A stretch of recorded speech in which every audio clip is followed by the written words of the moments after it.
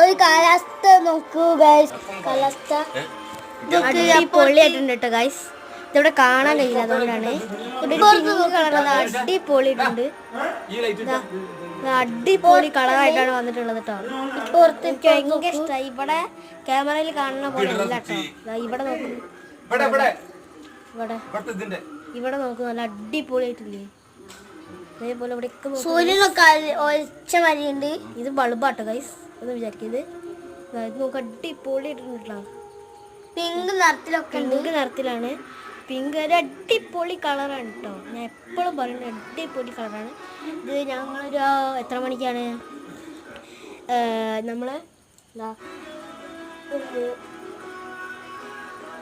എന്താണ് 6:30 ആ ടൈം ആകുമ്പോഴാണ് കിട്ടിയിട്ടുള്ളത്.